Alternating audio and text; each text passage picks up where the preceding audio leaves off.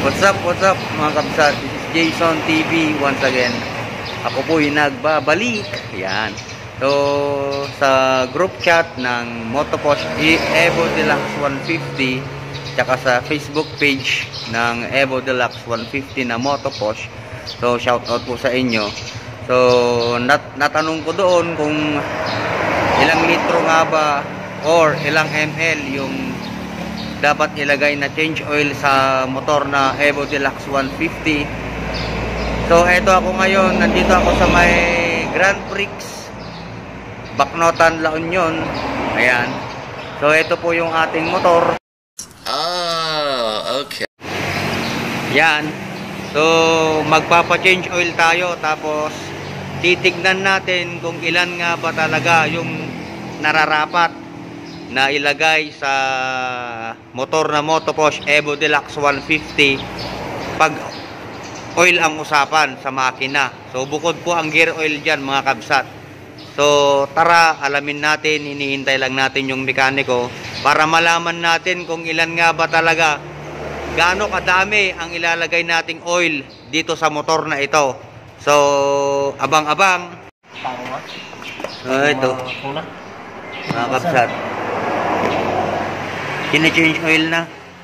So pinapaano natin dun sa may bottle ng oil para makita natin kung gaano karami yung oil na ilalabas niya, para makita natin kung 1,000 or 800 ml lang. So abangan lang natin mga kabsat. So mabilisang vlog lang ito mga kabsat, ano. So ito yung gagamitin natin na oil, Shell Advance 10W40 AX7 synthetic base, 800 ml. Yan, 800 ml lang yung binili ko. Bakit? Tignan natin mamaya. So yung sinama ko na yung gear oil mga kabsat, kung 100 ml lang yung linalagay ninyo, mali din po.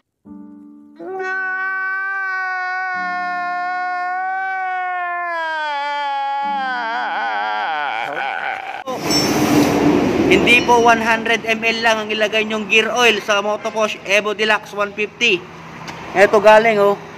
Sinukat natin. Ito yung gear oil niya. Yan. So, inaabot ng 150 ml. So tama po yung narinig ninyo, 150 ml. So bibili pa tayo ng isa pang Yamaha Lube gear oil. So additional tayo mga kabsat. Ito yung galing sa oil, sa engine oil. 750 nga lang talaga mga kabsat. Ayan, oh, 750 ml lang talaga. So wag kayong sasobra. Ika nga sabi nila, lahat ng sobra masama, pati yung kulang masama rin. So sakto-sakto lang dapat. Okay.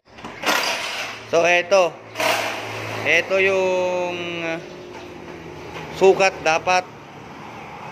Focus muna natin.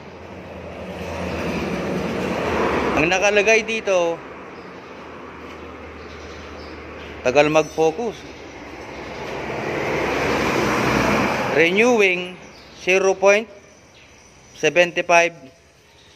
liters or ml siguro ito. So maliwanag mga kabsat na ang dapat ilagay na oil dito sa motor na Evo Deluxe 150 ay 0.75 lang or 750 ml lang po. 750 ml lang. So ayun lang mga kabsat. What? Bro, what are you talking about, man?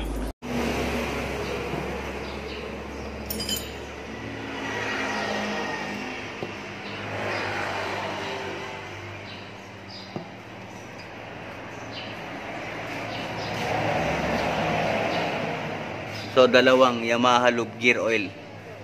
Bale, hatiin yung isa para maging 150 ml.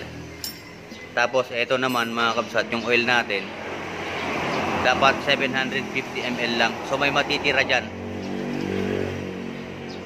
O yan. Hanggang dito na lamang mga kabsat. Jason TV, please support our channel. Peace out.